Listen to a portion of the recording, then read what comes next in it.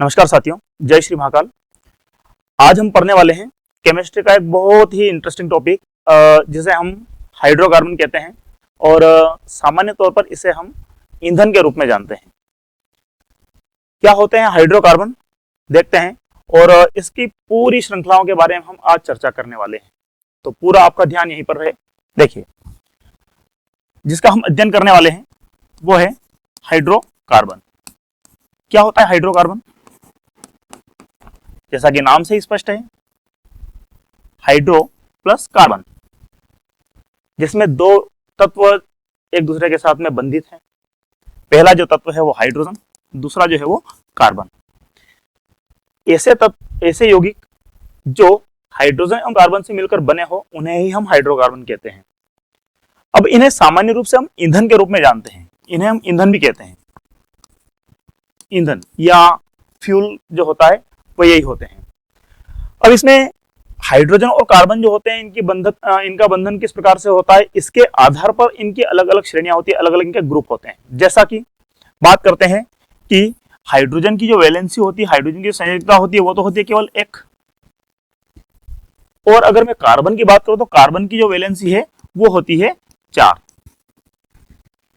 अब इसकी 4 संयोजकता है, इसकी 1 संयोजकता है, दोनों आपस में किस प्रकार से बंधित होंगे, इसके भी अलग अलग तरीके होते हैं। हम आगे इसमें पढ़ने वाले हैं, क्योंकि इन्हीं के आधार पर कार्बन जो होते हैं ये अपनी एक अलग प्रकार की श्रृंखलाओं का निर्माण करते हैं और उन श्रृंखला के आधार पर इन हाइड्रोकार्बन के अलग अलग प्रकार होते हैं। जैसा कि अगर मैं सामान्य रूप से कहूं कि हाइड्रोकार्बन के कितने भाग होते हैं, तो होते हैं मुख्य 2 भाग होते हैं।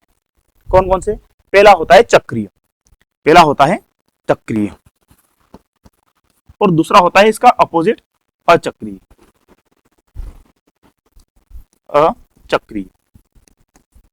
ये 2 इसके मुख्य भाग होते हैं। क्या होते हैं दोनों? नाम से स्पष्ट है। चक्रीय मतलब सर्कुलर शेप में रहेगा, साइक्लिक रहेगा, जिसमें कार्बन एक दूसरे से जुड़े तो होंगे लेकिन वो एक चक्र के रूप में रहेंगे। देखते हैं क्या होता है इसमें। चक्रीय हाइड्रोकार्बन जो होते हैं ये, जैसा कि ये देखिए, हाइड्रोकार्बन 2 प्रकार के होते हैं। पहला होता है चक्रीय हाइड्रोकार्बन, दूसरा होता है अचक्रीय हाइड्रोकार्बन। चक्रीय हाइड्रोकार्बन क्या होते हैं? ऐसे हाइड्रोकार्बन जो एक क्रमबद्ध तरीके से एक चक्र के रूप में या एक साइकिल के रूप में जुड़े हुए रहते हैं एक दूसरे के साथ में, जिसका सीधा सा उदाहरण होता है बेंजीन। बेंजीन का सामान्य फार्मूला होता है, आप सभी जानते हैं, C6H6। किस प्रकार से चक्रीय संरचना का निर्माण ये करता है? तो यहां पर हमारे पास में 6 कार्बन है। 6 कार्बन को हम एक चक्र के रूप में जोड़कर देखते हैं क्या सही है। कार्बन 1 2 3 4 5 और ये 6। इस प्रकार से कुल 6 कार्बन जो है एक दूसरे के साथ में बंधित हैं और इस प्रकार की संरचना का निर्माण कर रहे हैं। यहां पर हमारे पास में 6 हाइड्रोजन भी हैं, तो प्रत्येक कार्बन के साथ में एक एक हाइड्रोजन जो है वो बंधित होता है। क्योंकि अभी हमने पहले बात की थी कि हाइड्रोजन की जो संयोजकता होती है वो कितनी होती है? 1, तो वो एक बंध के साथ जुड़ा हुआ है। कार्बन की संयोजकता होती है 4, लेकिन अभी हम यहाँ पर जोड़ रहे हैं तो ये कितने बंध हो गए कुल? इसके प्रत्येक कार्बन के 3-3 बंध पूरे हो चुके हैं। अब यहाँ पर चाहिए हमको एक एक बंध और, इसलिए प्रत्येक कार्बन यहाँ पर प्रति 2 कार्बन के बीच में डबल बॉन्ड यहाँ पर लगा हुआ रहता है, द्विबंध आबंध जो है यहाँ पर लगा हुआ रहता है। इसलिए इस प्रकार से इसके संयोजकता प्रत्येक कार्बन की 1 2 3 4 1 2 3 4 1 2 3, इस प्रकार से सभी कार्बन, प्रत्येक कार्बन की जो संयोजकता है वो पूर्ण होती है। अब इसको हम, ये तो इसकी खुली संरचना हो गई, ओपन स्ट्रक्चर हो गई। अब मैं अगर इसको एक सामान्य तरीके से लिखना चाहूं तो इसको कैसे लिखूंगा? इसको लिखा जाता है ऐसे। यहां पर प्रत्येक कोने पर कार्बन है, ऐसा हम समझते हैं, और प्रत्येक कार्बन के साथ में एक हाइड्रोजन जो है वो बंधित है, इसीलिए हाइड्रोकार्बन है।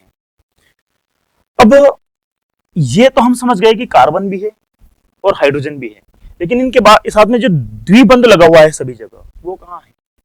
तो उसको हमें अलग से दर्शाना पड़ेगा। वो रहेगा बीच में इस प्रकार से, क्योंकि ये चक्रीय हाइड्रोकार्बन है। तो इस प्रकार से ये बेंजीन जो है ये चक्रीय हाइड्रोकार्बन का एक सामान्य सा उदाहरण है। समझ में आया होगा सभी को। दूसरी ओर विषम चक्रीय हाइड्रोकार्बन भी इसी का अपोजिट रूप होता है। इससे ज्यादा महत्वपूर्ण, जिसका हम ज्यादातर अध्ययन करते हैं 10, 11 और 12 में भी, अचक्रीय हाइड्रोकार्बन। इसकी भी अलग अलग श्रेणियां होती है।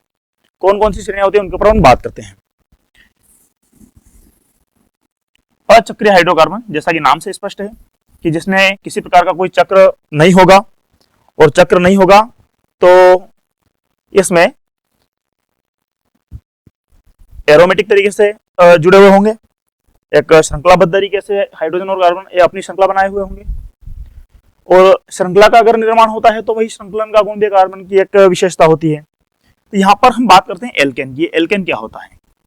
चक्रीय हाइड्रोकार्बन। अचक्रीय हाइड्रोकार्बन में संतृप्त हाइड्रोकार्बन होते हैं, एक प्रकार का होता है, और दूसरा प्रकार होता है इसका असंतृप्त हाइड्रोकार्बन।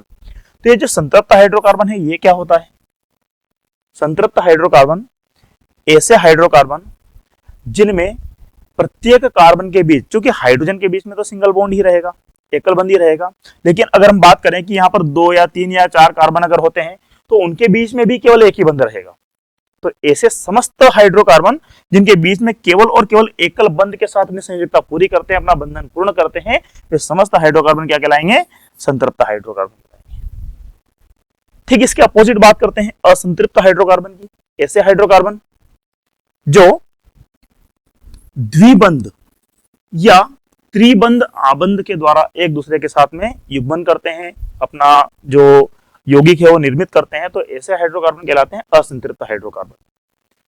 अब बात यह आती है कि क्या एल्किन समूह के जितने भी कार्बन होते हैं सभी कार्बन के बीच में द्विबंध लगा हुआ होता है? नहीं। ऐसे हाइड्रोकार्बन जिनमें पूरी श्रृंखला में कहीं ना कहीं कम से कम एक बंध द्विबंध आबंध होना चाहिए, तो उसे हम कहते हैं एल्किन, या और ये उदाहरण हो गया अपना असंतृप्त हाइड्रोकार्बन का। ठीक इसी के अपोजिट बात करते हैं। अपोजिट क्या मतलब? इसके सिमिलर बात करते हैं। संतृप्त हाइड्रोकार्बन इसी के समानार्थी है एल्काइन। इसमें क्या होता है? जैसा कि इसमें था कम से कम एक बंध द्विबंध आबंध था, ठीक इसी प्रकार से इसमें कम से कम एक बंध जो है वो त्रिबंध आबंध होगा, ट्रिपल बॉन्ड कम से कम एक लगा हुआ होगा। तो ये इस प्रकार से हमारे हाइड्रोकार्बन का यहाँ पर वर्गीकरण है। अब अचक्रीय हाइड्रोकार्बन में संतृप्त हाइड्रोकार्बन और असंतृप्त हाइड्रोकार्बन जो है, इसमें एल्केन, एल्केन और एल्काइन, ये अलग अलग इसकी श्रेणियां हैं। अब इन श्रेणियों में कौन कौन से इसके सदस्य होते हैं और क्या इनके बीच में और भी श्रेणियां होती है, और होती है तो उन्हें क्या कहते हैं, उसके बारे में हम अब अध्ययन करेंगे। देखिए यहां पर अभी तक हमने पढ़ा है उसी में ये यहां पर अपने पास में तीनों श्रेणियां यहां पर उपलब्ध है, एल्केन श्रेणी, एल्किन श्रेणी और एल्काइन श्रेणी। इसमें से ये वाली जो श्रेणी है इसको कहा जाता है संतृप्त हाइड्रोकार्बन, ये वाली और ये वाली श्रेणी को कहा जाता है असंतृप्त हाइड्रोकार्बन। ठीक है। अब यहां पर दो अलग प्रकार की श्रेणियां बीच में लिखी गई हैं, इनका क्या महत्व है? देखिए ये जो यहां पर एल्कील और एल्किनिल लिखा गया है ये भी हाइड्रोकार्बन ही है, लेकिन ये हाइड्रोकार्बन की क्रियात्मक श्रेणियां हैं जिसमें इनकी संयोजकता पूरी नहीं होती है। जैसे कि देखते हैं इसमें जो भी कार्बन रहेगा उसमें कम से कम एक संयोजकता इसकी अधूरी रहेगी, एक हाइड्रोजन इसमें कम रहेगा। ठीक इसी प्रकार से एल्किनिल की बात करते हैं तो यहां पर भी ठीक उसी प्रकार से क्रियात्मक समूह का निर्माण हो रहा है, ठीक इसी प्रकार से यहां पर भी क्रियात्मक समूह का निर्माण होगा, तो यहां पर भी कम से कम एक हाइड्रोजन की कमी होगी। अब इनके सूत्र क्या होते हैं, किस प्रकार से इनके सदस्यों को हम ज्ञात करते हैं, तो इनके सूत्र निकालने की सबसे सिंपल सा तरीका है जिसमें हम एक फार्मूले से सभी के सूत्र याद कर सकते हैं। कैसे? सिंपल सा फार्मूला CnH2n+2, ये होता है एल्केन समूह का फार्मूला, एल्केन समूह का, एल्केन श्रेणी का सूत्र। एल्केन श्रेणी का सूत्र याद करिएगा CnH2n+2। इस प्रकार से अपना एक सूत्र पूरा हो जाता है। अब आगे के जो सूत्र हैं इनको पूरा करने के लिए अपने को कुछ भी नहीं करना है, सिंपल सा फार्मूला है कि एक एक कम करते जाइए, अपना फार्मूला रेडी होता जाएगा। कैसे? देखिए क्या था CnH2n+2, यहां क्या लिखेंगे CnH2n+2 में से एक कम करना है 1, ये इसका अपना एल्किल का फार्मूला हो गया। और आगे बढ़ते हैं CnH2n प्लस कुछ भी नहीं आएगा इसलिए प्लस को बैठाओ, CnH2n ओनली। ठीक है। और आगे बढ़ते हैं, इसमें से भी एक और माइनस करना है तो CnH2n -1 करेंगे, जो भी रिजल्ट आएगा उसमें से -1 कर देंगे। और आगे बढ़ते हैं CnH2n-2, तो ये बन जाएगा अपना एल्काइन का फार्मूला। तो कुल मिलाकर हमारे पास में हाइड्रोकार्बन की, अचक्रीय हाइड्रोकार्बन की तीन मुख्य श्रेणियां हैं और तीनों के बीच में एक, यहां पर ये वाला जो सूत्र होता है ये अपना होता है एल्काइन समूह का। जिस प्रकार से हमारी एल्केन, एल्किन और एल्काइन श्रेणियां हाइड्रोकार्बन की मुख्य श्रेणियां होती है, उसी प्रकार से दो जो श्रेणियां हैं ये भी हमारी एक महत्वपूर्ण श्रेणियां हैं, क्योंकि ये क्रियात्मक समूह होते हैं और इनका महत्वपूर्ण उपयोग होता है, आने वाले कई सारे क्रियात्मक समूह के साथ में यही बंधित होती हैं। अब यहां पर दिया है हमने कार्बन की संख्या के आधार पर इनके नाम, कार्बन की संख्या के आधार पर नाम, पहला अगर कार्बन होगा और श्रृंखला बनाएगा तो उसका नाम क्या होगा, दो कार्बन आपस में मिलकर श्रृंखला बनाएंगे तो उनका नाम क्या होगा, तीन कार्बन मिलेंगे तो उसका नाम क्या होगा। इस प्रकार से हमने अलग अलग कार्बन के आधार पर यहाँ पर नाम दिए गए हैं। कार्बन 1 मेथ, 2 एथ, 3 प्रोप, 4 अगर होगा तो ब्यूट, 5 होगा तो पेंट। इस प्रकार से क्रमबद्ध तरीके से यहाँ पर अलग अलग प्रकार के नाम दिए गए हैं। ये नाम जिस प्रकार से हमारे नाम होते हैं ठीक उसी प्रकार से इनके भी नाम हैं। ठीक है, अब थोड़ा सा यहाँ से ध्यान हटा करके हम वापस से अपने इन श्रेणियों पर आते हैं। श्रेणियों में इन सभी श्रेणियों में से एक मुख्य जो शब्द होता है, महत्वपूर्ण शब्द होता है, उसको हम कॉमन लेंगे। जैसे कि इन सभी में से हमने कॉमन ले लिया एल्क को। ध्यान दीजिएगा, महत्वपूर्ण चीज है, एल्क शब्द को हमने यहाँ पर कॉमन ले लिया तो सभी में से कॉमन लेंगे, जो बचेगा उसको लिखेंगे। एल्क को कॉमन लिया, यहां पर क्या बचा, एन, एल्क निकल गया, बचा एन। ठीक है, अब आगे बढ़ते हैं। दूसरी वाली जो आ रही है अपनी एल्किल, इसमें से एल्क को कॉमन लिया तो क्या बचा, इल।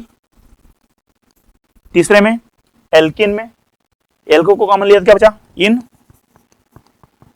इसमें से एल्किनिल को कॉमन, एल्किनिल में से एल्क को कॉमन लिया तो क्या बचा, इनिल। ठीक इसी प्रकार से एल्काइन में से अपन ने एल्क को बाहर निकाला तो क्या बचा, आइन। तो ये यहां पर हमारे सभी में से हमने एल्को को बाहर निकाल लिया। तो यहां पर इन सभी श्रेणियों के जो बाद में लगने वाले इनके जो सरनेम होते हैं, जो इनके नाम होते हैं, वो यहां पर अपने पास में आ चुके हैं। अब बात करते हैं इनके बंधों की कि किस वाले समूह में, किस वाली श्रेणी में कौन सा बंध लगा हुआ होता है। एल्केन में एकल बंध होता है, क्योंकि ये हम पढ़ चुके हैं कि संतृप्त हाइड्रोकार्बन है, तो इसके अंदर होता है एकल बंध। ठीक इसी प्रकार से एल्किल की बात करें तो ये एल्केन से ही निकला हुआ है, इसलिए इसमें एक हाइड्रोजन कम होगा, लेकिन बंध इसमें भी एक ही होगा, तो ये एकल बंध हो गया।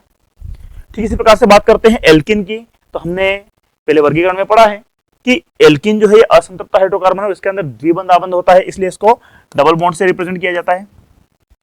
और एल्किनिल जो है ये एल्किन से ही निकला हुआ है, इसका एक हाइड्रोजन इसमें से कम होगा, इसलिए यहाँ पर क्या कहलाएगा, इसमें बंध कौन सा लगेगा, डबल बॉन्ड। ठीक है, ठीक इसी प्रकार से एल्काइन, ये भी हम पढ़ चुके हैं वर्गीकरण में कि इसमें कम से कम एक बंध जो होता है वो त्रिबंध आबंध होता है, तो इसके अंदर जो बंध लगेंगे वो कौन से लगेंगे, ट्रिपल बॉन्ड। ठीक है, अब यहां पर 1, 2 और 3 श्रेणियां मुख्य श्रेणियां हो गई अपनी, और 2 श्रेणियां जो बीच में लिखी है हमने, ये हो गई हमारी क्रियात्मक श्रेणियां। ये हो गई हमारी क्रियात्मक श्रेणियां, इसको कहा जाता है फंक्शनल ग्रुप। ये दोनों फंक्शनल है। फंक्शनल का मतलब ये होता है कि मान लेते हैं कि मेरे 2 हाथ हैं, एक हाथ में मैंने पेन पकड़ा है, दूसरा हाथ मेरा खाली है, यानी कि मैं यहाँ पर कुछ ना कुछ पकड़ सकता हूँ, क्रिया कर सकता हूँ। ठीक इसी प्रकार से यहाँ पर बचे हुए जो अपने श्रेणियां है, इसके जो फंक्शनल ग्रुप है, इन ग्रुप का मतलब ये होता है कि इनमें कोई ना कोई इनकी संयोजकता जो है शेष है, जिसमें हम किसी न किसी अन्य तत्व को जोड़ सकते हैं। चलिए बात करते हैं इसके सदस्यों को निकालने की। जैसा कि मैंने बताया था कि ये हमारे नाम की तरह ये इनके नाम है, जिस प्रकार हमारी जातियां होती है उस प्रकार से ये इनकी अलग अलग जातियां हैं। ऐसा अपन मानकर चलते हैं तो इजीली समझ में आएगा। देखिए, मैं ईश्वर, सरनेम लगाता हूं शर्मा। ईश्वर अगर किसी अन्य जाति में हुआ तो उस जाति का अनुरूप सरनेम लगाएगा, जिस जाति में वो जाएगा उसी जाति का सरनेम लगेगा। ठीक इसी प्रकार से यहां पर देखिए, इनमें से जो भी सदस्य इनमें से जिस जाति में जाता है उसका सरनेम इनको लगता है। कैसे चेक करते हैं, फार्मूले में मान रख देते हैं CnH2n+2। यहां पर n का मतलब क्या है, n का मतलब होता है नंबर ऑफ कार्बन। अब नंबर ऑफ कार्बन कोई सा भी कार्बन उठा लो, कोई दिक्कत नहीं, हम एक से ही चेक करते हैं। देखिए CnH2n+2, तो C, n का मान रखा अपन ने 1। ठीक है, तो n एक जगह नहीं है, एक जगह और है, वहां पर भी ध्यान रखना है। जो मान हम पहले वाले n में रख रहे हैं वही मान दूसरे वाले में भी रखना है। C1+2 इंटू n का मान क्या रखना है, वही 1 प्लस क्या है 2। अब हमारा फार्मूला जो निकल कर आएगा वो बनेगा एक कार्बन के अनुरूप फार्मूला। कैसे, देखिए C एक लिखने की आवश्यकता नहीं है, एक ही है। H 2 into 1 plus 2, 2 into 1 equal to 2 plus 2 equal to 4, यानी कि ये हो गया अपना CH4। अब यहां पर देखने योग्य बात यह है कि कार्बन की संख्या आपने कितनी ली थी, 1, तो वहां से उसका नाम क्या आएगा, मेथ। ठीक है, ये लिखा अपन ने मेथ, और इस मेथ ने कौन सी जाति में आकर के अपनी स्थापना करी है, तो वो हो गया अपना N, इसलिए इसका सरनेम क्या लगेगा, मेथ है। आया समझ में, सिंपल सी मेथड है। यहाँ पर कार्बन भी मिला हुआ है हाइड्रोजन के साथ में, इसलिए इसको हाइड्रोकार्बन कहते हैं। ये सब बात हम पहले ही समझ चुके हैं। लेकिन कार्बन का अपन यहाँ पर जो सूत्र एल्केन श्रेणी में समूह में जो सूत्र रखा था अपन ने CnH2n+2, इस सूत्र के अनुरूप ने जो एक कार्बन लिया है उस एक कार्बन के अनुरूप इसका नाम क्या निकल के आया है, मेथेन। अब ये तो होगा इसकी क्लोज स्ट्रक्चर, बंद संरचना। अब इसको मैं खुली संरचना के रूप में अगर पढ़ना चाहूं तो वो कैसे पढ़ूंगा? खुली संरचना देखिए, C कितना है, 1, और कार्बन की संयोजकता कितनी होती है, 4, मतलब 4 हाथ होते हैं इसका, ऐसा मान लें अपन। और सारे के सारे हाथ जो होते हैं वो कौन से बंध के द्वारा, एकल बंध के द्वारा है। तो पहले तो इसकी संयोजकता अपन उस तरीके से पूरी करो, उसके बाद में अपने पास क्या है वो इन हाथों के अंदर पकड़ा दो। अपने पास में क्या है, 4 का हाइड्रोजन है। तो ये पहले को दिया, ये दूसरे को दिया, दूसरे तीसरे को दिया, और ये चौथे को दिया। तो इस प्रकार से अपनी यहाँ पर एक विशेष प्रकार की संरचना निकल के आई जिसको अपन कहते हैं एल्केन। दूसरा निकाल के देखते हैं, C2 रख लेते हैं फार्मूले में। तो C रखा अपन ने 2H2 इंटू 2 + 2, यही आएगा। देखिए C2 रखा तो C तो 2 रखना पड़ेगा। H2 इंटू 2, तो 2 into 2 is equal to 4, 4 + 2 is equal to 6। तो यहाँ पर सूत्र क्या बनेगा अपना, C2H6, ये फॉर्मूला बनेगा। अब C2H6 2 कार्बन है इसलिए नाम क्या आएगा वहां से, एथ, और एथ के साथ में सरनेम क्या लगेगा यहाँ से, N, क्या हो गया, एथेन। अब यहाँ पर एथेन में इसकी अगर ओपन स्ट्रक्चर करना चाहूं मैं तो क्या बनेगी, खुली संरचना क्या बनेगी, कार्बन कितने हैं, 2, और 2 कार्बन है तो इन 2 कार्बन के बीच में बंध कौन सा लगेगा, 1, क्योंकि ये संतृप्त हाइड्रोकार्बन है। अब कार्बन की संयोजकता कितनी होती है पहले वो पूरी करो, ये पूरी कर दी। अपने पास क्या चीज है, हाइड्रोकार्बन, हाइड्रोजन है, तो ये हाइड्रोजन हमने सभी के अंदर बांट दिए, हो गई क्या संयोजकता पूरी। और अपने पास जो थे वो सारे सारे बढ़ गए, C2H6, 1 2 3 4 5 6, क्लियर, सारे के सारे सिंगल बॉन्ड के साथ में। इस प्रकार से हम किसी भी कार्बन को लेकर के यहाँ पर चेक कर सकते हैं। एक एग्जांपल में किसी बड़े नंबर को लेकर दे दो, या 6 नंबर देखिए आप, सूत्र रखेंगे हम C क्या 6 और H फार्मूले में ये 2 इंटू 6 + 2, यही आएगा। चेक करते हैं, C6H 6 into 2 is equal to 12 + 2 is equal to 14। अब यहाँ पर 14 हाइड्रोजन है और 6 कार्बन, ध्यान दीजिएगा 6 कार्बन है तो नाम क्या आएगा वहां से, हेक्स। और हेक्स है कौन सी श्रेणी के अंदर आया है, ये जिस श्रेणी में आया है उसका सरनेम लगा दो, हेक्सेन, क्लियर। अब यहाँ पर वापस से वही चीज, खुली संरचना कैसे बनाएंगे, कार्बन कितने हैं उनको बांटना है, और बॉन्ड कौन सा लगेगा इनके बीच में वो देखना है। तो बॉन्ड लगेगा एकल, और एकल बंध के साथ में सारे के सारे कार्बन की संयोजकता पूरी करना है, 1 2 3 4 5 6, ये अपने कुल 6 कार्बन हो गए। और सभी के बीच में एकल बंध लगा हुआ है, सभी की संयोजकता पहले पूरी कर दो, हाथ बना दीजिए इनके। हाथ बनाने के बाद में जो अपने पास में है वो डिस्ट्रीब्यूट कर दीजिए। जैसे कि 14 हाइड्रोजन है अपने पास में, 1 2 3 4 5 6 7 8 9 10 11 12 13 और ये 14, हो गई कंप्लीट संरचना। तो ये होती है कार्बन की एक श्रृंखलाबद्ध तरीके से बनने वाली संरचना। और इसी श्रृंखलाबद्ध तरीके की संरचना बनाने के कारण कार्बन में श्रृंखलन का गुण पाया जाता है। इसीलिए तो बोलते हैं कि कार्बन में श्रृंखलन का गुण पाया जाता है। चतुर्संयोजी तत्व भी होता है कार्बन, क्योंकि 4 संयोजकता होती है इसकी। तो आशा है कि आपको समझ में आया होगा। अगली श्रेणी की ओर चलते हैं, बात करते हैं एल्किल समूह की। एल्किल समूह के बारे में अभी बताया था मैंने कि ये क्या होता है, फंक्शनल होता है, क्रियात्मक होता है, यानी कि इसके किसी भी एक और की संयोजकता जो होती है वो पूर्ण नहीं होती है, कोई ना कोई एक हाथ जो है वो शेष रहता ही रहता है। तो चेक करते हैं, हमने यहाँ पर फार्मूला लिखा हुआ है, इसके अंदर मान रख लेते हैं और मान रखेंगे तो जो भी अपना रिजल्ट आएगा वो अपन देखते हैं। CnH2n+2, C1H2 इंटू 1 + 1, ये अपना सामान्य फार्मूला बनेगा।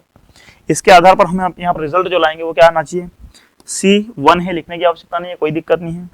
H2 into 1, 2 into 1 is equal to 2 + 1 is equal to 3, CH3। तो ये तो हो गया इसका फार्मूला। अब बात करते हैं कि कार्बन 1 है तो नाम क्या आएगा, मेथ, और सरनेम क्या लगेगा, इल, तो क्या हो जाएगा ये, मेथिल।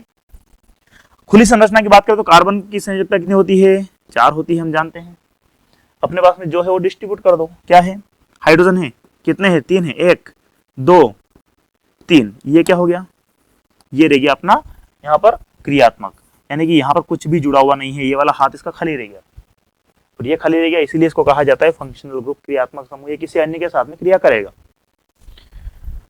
ठीक इसी प्रकार से हम आगे के भी निकालेंगे, तो ठीक इसी प्रकार से प्रत्येक का एक एक हाथ जो है वो शेष रहेगा। हम नंबर ले लेते हैं, चौथा नंबर ले लेते हैं। अगर मान यहाँ पर 4 रखेंगे तो क्या आना चाहिए, यहाँ पर भी 4 रखना पड़ेगा, n का मान, तो C4H2 इंटू 4 प्लस 1, ये इसका फार्मूला है। इसी फार्मूले में C को लिखना पड़ेगा अपने को 4, H को 4 into 2 is equal to 8 plus 1 is equal to 9, ये इसका फार्मूला बन जाएगा। अब ये फार्मूला बन गया तो यहाँ पर नाम क्या बनेगा, 4 कार्बन है तो वहां पर से नाम आएगा इसका ब्यूट, और ब्यूट के साथ में कौन सी जाति में आया है, कौन सी श्रेणी में आया है, इल में, तो सरनेम लगा दो इसका इल, ये ब्यूटिल हो गया। अब ये ब्यूटिल हो गया है, इसकी ओपन स्ट्रक्चर भी चेक कर लो कि क्या है, जो फंक्शनल ग्रुप की बात कर रहे हैं भी कि नहीं है। कितने कार्बन है, 4, 1 2 3 4, 4 कार्बन है। संयोजकता हम जानते हैं कि कितनी होती है इसकी, प्रत्येक कार्बन की 4 संयोजकता होती है, और ये सारे के सारे एकल बंध के द्वारा जुड़े हैं, तो यहाँ पर सभी की संयोजकता एकल बंध के द्वारा हम पूरी कर लेते हैं। अब अपने पास में जो चीज बची उसको बांट दीजिए। 9 हाइड्रोजन है, पहला दिया, दूसरा, यहाँ पर तीसरा, चौथा, पांचवा, छठा, सातवां, आठवां और 9वां, ये देखिए ये शेष रह गया, कुछ भी नहीं आया उसके हाथ में। नहीं आया इसका मतलब क्या है, नहीं आया इसका मतलब यह है कि ये फंक्शनल है, यहाँ पर क्रियाकारी कोई अन्य तत्व आकर के यहाँ पर जुड़ सकता है, अन्य श्रेणी अगर होगी तो वो यहाँ पर आकर के जुड़ सकती है, अपना बंधन यहाँ पर पूर्ण कर सकती है। ठीक है, तो ये होती है अपनी एल्किल श्रेणी, जिसको फंक्शनल ग्रुप भी कहा जाता है, ये भी एक प्रकार का हाइड्रोकार्बन होता है। ठीक है, आगे बढ़ते हैं एल्कीन में। एल्कीन में आते हैं, ये भी देखिएगा, ये असंतृप्त हाइड्रोकार्बन आ गए इधर वाले। तो असंतृप्त हाइड्रोकार्बन में क्या होता है, देखिए चीजें वही है, सेम है। इसमें भी थोड़ा सा ये ध्यान रखना है कि डबल बॉन्ड जो है वो कहाँ लगता है और क्या सभी में लगता है तो नहीं लगता है। देखिए कैसे होगा, पहले सूत्र के हिसाब से हम इसका रिजल्ट निकाल लेते हैं कि हमारा केमिकल फार्मूला क्या बनने वाला है। अब यहाँ पर CnH2n जो है फार्मूला है इसका, लेकिन एक कार्बन एक मान अगर रखेंगे तो हमारा जो रिजल्ट है वो नहीं आ पाएगा। क्यों, क्योंकि यहाँ पर कम से कम द्विबंध लगेगा, तो द्विबंध हाइड्रोजन और कार्बन के बीच में तो लगेगा नहीं, क्योंकि हाइड्रोजन की संयोजकता होती है 1।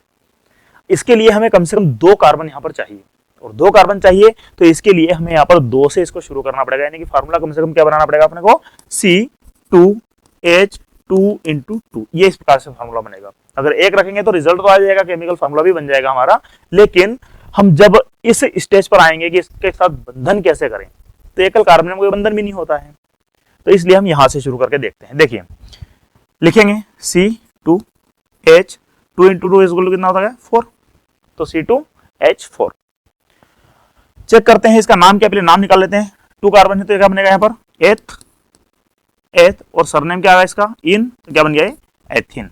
ठीक है, एथिन इसका नाम हो गया है। अब यहाँ पर हम इसकी बनाते हैं ओपन स्ट्रक्चर, कैसे बनेगी, C कितने हैं, 2 हैं, तो 2C लिख दीजिए।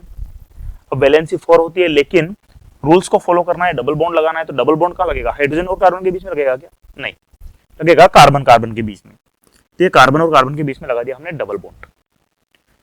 अब इनकी 2-2 वैलेंसी हम इस प्रकार से पूरी कर देते हैं, तो प्रत्येक कार्बन की 4-4 वैलेंसी, 4-4 संयोजकता पूरी हो गई। देखिए कार्बन 1 2 3 4, इस कार्बन की 1 2 3 4 हो गई।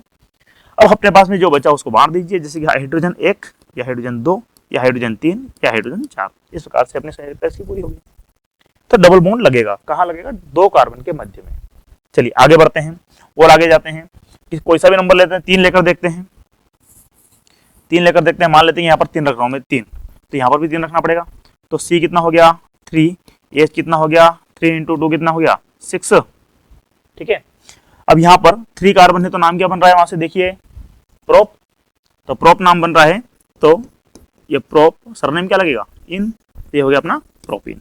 ठीक है, यहां पर भी सेम रूल्स, नाम आ गया अपना, सूत्र आ गया अपना, तो अब इसको की खुली संरचना भी देख ही लेते हैं। कार्बन कितने हो रहे हैं, 3, 1 2 3। अब क्या करें, डबल बॉन्ड लगा दें, ये डबल बॉन्ड लगा दिया, यहां भी लगा दें, नहीं लगाना। किन्हीं भी दो कार्बन के बीच में द्विबंध आबंध होता है, ये परिभाषा होती है। तो इसके अनुरूप किन्हीं भी दो, या तो यहां लगा दो या फिर यहां लगा दो, कोई दिक्कत नहीं। आप यहां लगा रहे हो तो भी ठीक है, यहां लगा रहे हो तो भी ठीक है। तो हम पहले वाले नंबर पर ही लगाते हैं और बाकी की संयोजकता हम एक बंध के द्वारा पूरी कर देते हैं। ये इस कार्बन की 1 2 3 4 हो गई, इस वाले कार्बन की 1 2 3 और एक इधर से 4 हो गई, इस वाले कार्बन की 1 2 3 4 हो गई। ठीक है, तो ये 4 संयुक्त हो गया। अपने पास क्या बचा हुआ है? जो बचा हुआ है सूत्र के अनुरूप उसको बाहर दीजिए। बचे हैं अपने पास में 6 हाइड्रोजन। पहला हाइड्रोजन यहाँ दिया, दूसरा यहाँ दिया, तीसरा यहाँ दिया, चौथा यहाँ दिया, पांचवा यहाँ दिया और छठा यहाँ दिया। इस प्रकार से अपनी संरचना जो है कंप्लीट करता है। तो कुल मिलाकर के हमारे जो एल्केन संतृप्त हाइड्रोकार्बन था, असंतृप्त हाइड्रोकार्बन जो है इसका जो नियम है वो द्विबंध आबंध होता है। और द्विबंध आबंध जो होता है ये किन्हीं भी दो कार्बन के बीच में आप लगा सकते हैं। ऐसा जरूरी नहीं कि पहले नंबर पर लगाएं, दूसरे पर लगा सकते हैं, पांचवें पर लगा सकते हैं, आठवें पर लगा सकते हैं, कोई दिक्कत नहीं है, लेकिन पहले नंबर पर ही लगाना चाहिए मेरे हिसाब से। तो ये अपनी संरचना बन जाएगी। एक थोड़ा सा बड़ा कोई नंबर लेकर के देख लेते हैं। यहाँ से अपन ले लेते हैं 5, कोई दिक्कत नहीं है। 5 लेके देखते हैं, यहाँ पर रखना पड़ेगा 5, तो ये 5 रखा तो यहाँ पर भी 5 रखेंगे। तो C5, C हो गया अपना 5। H कितना हो रहा है? 5 × 2 = कितना हो रहा है? 10। तो C5H10। ये अपना यहाँ पर 5 कार्बन के अकॉर्डिंग एक नया फार्मूला जनरेट हो गया है एल्कीन श्रेणी का। नाम क्या बनेगा? 5 कार्बन है तो आएगा वहां से पेंट। और पेंट कौन सी श्रेणी में जा रहा है? इस एल्कीन श्रेणी में, इसलिए इसका सरनेम लगेगा इन। तो ये बन जाएगा अपना पेंटीन,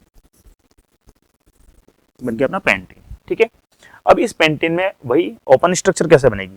कार्बन कितने? 5, 1 2 3 4 5। डबल बॉन्ड लगाना है, कहीं भी लगा दो। हम पहले वाले पर लगा रहे हैं, डबल बॉन्ड लगा दिया। बाकी की संयोजकता पूरी करते हैं। तो ये संयोजकता अपन ने पूरी कर दी। हाइड्रोजन बांट देते हैं। ये पहला हाइड्रोजन, ये दूसरा, ये तीसरा, ये चौथा, ये पांचवा, ये छठवां, ये सातवां, ये आठवां, ये नौवां और ये 10वां। हो गए सारे 10 हाइड्रोजन। तो इस प्रकार से अपनी संयोजकता ये पूर्ण करता है। और ये अपनी इस श्रेणी के सारे सदस्यों के यहाँ पर नाम हम निकाल रहे हैं। कोई से भी सदस्य का नाम हम यहाँ पर कुछ भी नहीं करना है, सिंपल सी बात है। फार्मूला याद होना चाहिए CnH2n। n मतलब नंबर ऑफ कार्बन। जो नंबर आप कार्बन का उठा रहे हैं वो यहाँ पर रखेंगे, तो वो नंबर यहाँ पर भी रखना है। आपके पास में एक नया सा सूत्र यहाँ पर निकल कर आएगा, जो रासायनिक सूत्र होगा उस संबंधित श्रेणी का। तो इस प्रकार से हमारे यहाँ पर 3 सदस्य या 4 सदस्य हमने निकाल करके देखे हैं। आप सभी निकाल करके देख सकते हैं। फार्मूला आपके सामने है, तरीके आपके सामने हैं। चलिए अगला आता है वापस से वही क्रियात्मक। तो क्रियात्मक श्रेणी का दूसरा जो है वो है आपका एल्केनिल हाइड्रोकार्बन है। ये भी, इसमें भी वही चीजें हैं। एक और हाइड्रोजन इसमें कम हो जाएगा, तो यहां पर भी शेष बचेगा एक बंध, लेकिन डबल बॉन्ड इसमें लगेगा। इस रूल्स का आप ध्यान रखें। देखिए एल्केनिल फार्मूला कहता है CnH2n+2, लेकिन डबल बॉन्ड लगेगा तो 1 कार्बन यहाँ पर कार्य नहीं कर पाएगा, ओपन स्ट्रक्चर नहीं बना पाएगा। सूत्र बन जाएगा लेकिन खुली संरचना यहाँ पर बन नहीं पाएगी। तो ऐसे में हम क्या करते हैं? C2 से स्टार्ट करते हैं इसको। C2H2 × 2 - 1, ये इसका फार्मूला होता है। तो यहाँ पर रिजल्ट क्या निकल के आएगा? C2 है, लिख देंगे, कोई दिक्कत नहीं। H2 × 2 = 4 + -1, तो 4 में से भी एक माइनस हो गया है, तो क्या बचा अपना? C2H3 बचा। चेक करते हैं, पहले नाम निकाल लो। नाम क्या निकलेगा? 2 कार्बन है, 2 कार्बन के अकॉर्डिंग नाम क्या आ रहा है वहां से?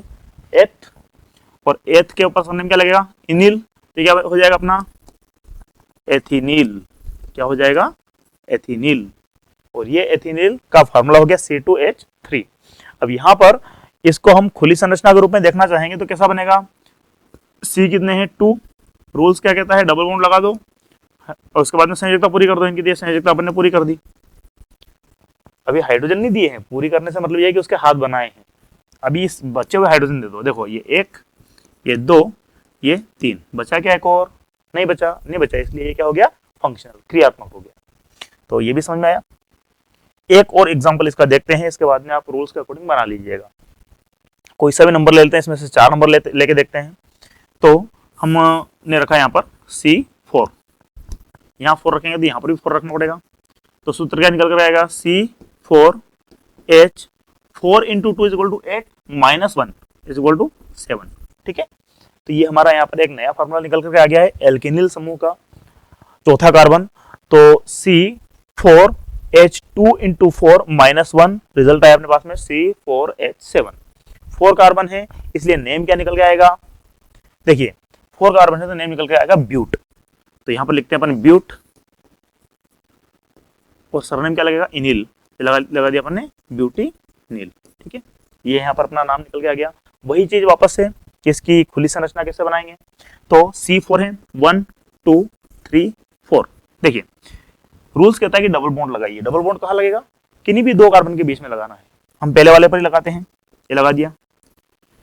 बाकी की एक कार्बन के एक बंध के साथ में संयोजकता अपने को पूरी करना है। कर दी सभी की संयोजकता पूरी, चेक कर लीजिए एक बार। अब अपने को क्या करना है कि जितने हाइड्रोजन अपने पास में है उनको वितरित करना है। पहला हाइड्रोजन, दूसरा, तीसरा, चौथा, पांचवा, छठा और ये सातवां। हो गए, एक बच गया। क्यों बचा, हम जानते हैं कि ये क्या है, क्रियात्मक है। तो क्रियात्मक है तो एक हाथ जो है वो शेष रहेगा, जिसमें कोई ना कोई अन्य तत्व आकर के, अन्य यौगिक आकर के बंधित होगा। ठीक है, तो आशा करते हैं कि ये समझ में आया होगा। अंतिम श्रेणी एल्काइन श्रेणी, इसके बाद में हम इन्हीं श्रेणियों का यूज पढ़ेंगे कि ये किस प्रकार से बंधित होते हैं अन्य के साथ में। तो एक एग्जांपल उसका भी देखेंगे। अंतिम श्रेणी की ओर आते हैं हम। यहाँ पर हाइड्रोकार्बन की 5वीं श्रेणी एल्काइन, क्या होता है इसमें, जैसा इनके साथ हुआ है वैसा इसके साथ भी होता है। देखिए CnH2n-2 C, अब यहां पर भी क्योंकि ट्रिपल बॉन्ड लगेगा तो यहां पर एक कार्बन और हाइड्रोजन के साथ में एक क्रिया संभव नहीं है, क्योंकि हाइड्रोजन की संयोजकता होती है 1 और कार्बन की होती है 4। कार्बन तो एक्सेप्ट कर लेगा लेकिन वो किसके साथ करेगा, इसलिए यहाँ पर एक कार्बन के साथ में संभव नहीं है। यहाँ पर भी 2 कार्बन कम से कम होना चाहिए, जैसे कि C2H2 इंटू 2 ये इसका सूत्र निकलेगा। चेक कर लीजिए, C2 n का नंबर लिया अपन ने 2, n का मान लिया 2, C2H2 ये फार्मूले में है, इंटू 2 ये n इसके साथ में मल्टीप्लिकेशन में है, -2, तो ये अपना फार्मूला कंप्लीट हो गया। अब यहाँ पर चेक करते हैं कि नाम क्या निकलेगा, सूत्र क्या निकलेगा, C2H 2 into 2 equal to 4 -2 equal to 2। ठीक है, अब बात करते हैं आगे। 2 कार्बन है तो नाम क्या निकलेगा इसका, एथ। एथ के साथ कौन सी श्रेणी में जा रहा है उसका सरनेम लगाएंगे, तो आइन। तो ये नाम क्या बन जाएगा अपना, एथाइन। क्या बन जाएगा, एथाइन। ठीक है, अब यहाँ पर एथाइन नाम बन गया, अपने पास में सूत्र आ गया। इसकी खुली संरचना देख लीजिए, खुली संरचना कैसी होती है। C कितने हैं, 2। रूल्स क्या कहता है, ट्रिपल बॉन्ड लगाइए। ट्रिपल बॉन्ड लगा दो, 1 2 3, कार्बन कार्बन के बीच में तो पॉसिबल है। अब इसकी वैलेंसी कंप्लीट नहीं हो रही, इसलिए इसमें एक एक बॉन्ड की रिक्वायरमेंट है। 3 हैंड कंप्लीट हो गए हैं, 1 हैंड रिक्वायर्ड है। तो ऐसे में हम यहाँ पर एक एक बंद दोनों ओर लगा करके उनके हाथ में पकड़ा देते हैं हाइड्रोजन। तो ये C भी 2 हो गए, हाइड्रोजन भी 2 हो गए, वैलेंसी भी सभी की कंप्लीट हो गई, अपना कंपाउंड भी कंप्लीट हो गया। ये हो गई अपनी ओपन स्ट्रक्चर किसकी, एथाइन की। ठीक है, और आगे बढ़ते हैं, कोई सा भी नंबर ले लेते हैं, 3 लेके देख लेते हैं। यहाँ पर 3 लिया तो यहाँ पर भी रखना पड़ेगा 3। फार्मूला क्या बनेगा, फार्मूला क्या बनेगा, C3H। चेक करिए, 3 इंटू 2 इक्वल टू कितना होता है, 6, -2 इक्वल टू कितना होता है, 4। तो यहाँ पर आ जाएगा अपना C3H4। नाम क्या बनेगा, वही प्रोप, और प्रोप के साथ में क्या लगेगा, आइन। क्या बन जाएगा अपना, प्रोपाइन। ये इसका नाम बन गया। अब वापस से वही चीज कि C3H4 प्रोपाइन का केमिकल फार्मूला हो गया, और इसके साथ में इसकी खुली संरचना अगर देखना चाहें तो क्या बनेगी, C कितने हैं, 3 1 2 3। बॉन्ड कौन से लगेंगे इसके ऊपर, ट्रिपल बॉन्ड लगेंगे। कौन से पे लगेंगे, तो कोई से भी लगा दो, किसी भी 2 कार्बन के बीच में एक जगह हम यहाँ पर ट्रिपल बॉन्ड लगाते हैं, त्रिबंध आबंध लगाते हैं। तो यहाँ पर लगा दिया हमने। अब आगे एक एक बंध के साथ में इसकी संयोजकता पूरी कर दो। तो यहाँ पर इस कार्बन की 1 2 3 4, इस कार्बन की 1 2 3 और इसके साथ 4 हो गई पूरी, इसकी सिंगल बॉन्ड के साथ में 4 हो गई पूरी। चेक कर लेते हैं, और उसके साथ में रखते हैं अपन हाइड्रोजन बचे हुए हैं। पहला हाइड्रोजन, दूसरा हाइड्रोजन, तीसरा हाइड्रोजन और ये चौथा हाइड्रोजन। इस प्रकार से ये बन गया अपना C3H4 यानी कि प्रोपाइन, और प्रोपाइन की यहाँ पर ओपन स्ट्रक्चर भी बन गई। तो समझ में आया, ठीक है। एक अंतिम और देख लेते हैं, इसमें से कोई बड़ा नंबर लेकर के देख लेते हैं कैसी बनेगी स्ट्रक्चर। बड़े नंबर भी देखे नहीं है तो इसलिए एक बड़ा नंबर वो लेकर के देख लेते हैं। C को लिया अपने 8 ले लो, कोई दिक्कत नहीं है, 8 ले लिया। यहाँ पर भी 8 रखना पड़ेगा, अब C8H2 इंटू 8 माइनस 2, फार्मूला निकालिए। C8H2 into 8 is equal to 16, 16 minus 2 कितने बचेंगे? 14, 14 बचेंगे ना। तो ये अपना फॉर्मूला बन गया C8H14, ठीक है। C8H14 नाम क्या बनेगा? 8 कार्बन है तो ऑक्ट, ऑक्ट और क्या लाएगा यहाँ पर? आइन, तो ये ऑक्टाइन हो जाएगा यहाँ पर, ये इसका नाम हो गया। और इसकी स्ट्रक्चर की बात करो तो यहाँ पर कार्बन कितने हैं? 8 हैं। ये 1 2 3 4 5 6 7 और ये 8, ये 8 कार्बन की यहाँ पर श्रृंखला बन गई। वैलेंसी में क्या करना है? रूल्स क्या कहता है कि ट्रिपल बॉन्ड लगेगा एक जगह कम से कम, तो लगा दीजिए। ये हमने पहले ही नंबर पर लगा दिया। इसके बाद में बाकी की सभी के सिंगल बॉन्ड के साथ में वैलेंसी कंप्लीट कर दीजिए। तो इसकी एक के साथ कर दी, 3 हो गए, इसकी हो गई है, इसकी हो गई कंप्लीट, इसकी भी, इसकी भी, इसकी भी, इसकी भी और इसकी भी। सभी कार्बन की 4-4 संयुक्ता अपन ने बना दी है। अब जो अपने पास में है उसको वितरित कर देते हैं। हाइड्रोजन है हमारे पास में 14। देखिए ये गया पहला, ये दूसरा, तीसरा, चौथा, पांचवा, छठा, सातवां, आठवां, नौवां, 10वां, 11वां, 12वां, 13वां और ये 14वां हो गया कंप्लीट। तो इस प्रकार से बन गई इसकी खुली संरचना। तो आप सभी को समझ में आई होगी, सभी अलग अलग जो श्रेणियां हैं यहाँ पर, इनके सदस्यों की संख्या भी आपको समझ में आई होगी कि हमें एल्केन श्रेणी के 2 सदस्यों के नाम या 5 सदस्यों के नाम या 10 सदस्यों के नाम चाहिए तो हम कैसे निकालेंगे? CnH2n + 2। n का मतलब बताया मैंने, नंबर ऑफ कार्बन। जितने कार्बन आप यहाँ पर रख रहे हैं उतना का उतना यहाँ पर रख करके उसको सूत्र के माध्यम से सोल्व कर लीजिएगा तो उसका सूत्र निकल आएगा। नाम कैसे निकलेगा? जितना कार्बन ले रहे हैं उसके अनुसार यहाँ से नाम उठाएंगे और जिस श्रेणी में हो जाएगा उसका सरनेम निकालेंगे और वो सरनेम उसके साथ में चिपका देंगे ताकि अपना एक व्यवस्थित नाम निकल करके आ जाएगा, ठीक है। तो ये हो गई अपनी एल्केन श्रेणी, एल्किन श्रेणी, एल्काइन श्रेणी। ये संतृप्त हाइड्रोकार्बन, ये असंतृप्त हाइड्रोकार्बन, ये असंतृप्त हाइड्रोकार्बन, ये क्रियात्मक हाइड्रोकार्बन और ये भी क्रियात्मक हाइड्रोकार्बन। चेक करते हैं कि ये किस प्रकार से क्रियात्मक है और किस प्रकार से काम में आते हैं, ठीक है। तो यहां पर जैसा कि मैंने यहां पर लिखा हुआ है, इसी को अगले पेज पर मैं सोल्व करना चाहूं तो CnH2n + 1 ये किसका हो गया? अपना एल्किन क्रियात्मक समूह का, है ना। देखिए C2H2 अपन 1 से ही चेक करते हैं, इसमें तो सिंगल बॉन्ड है, कोई दिक्कत नहीं है, एक से भी हो जाएगा, है ना।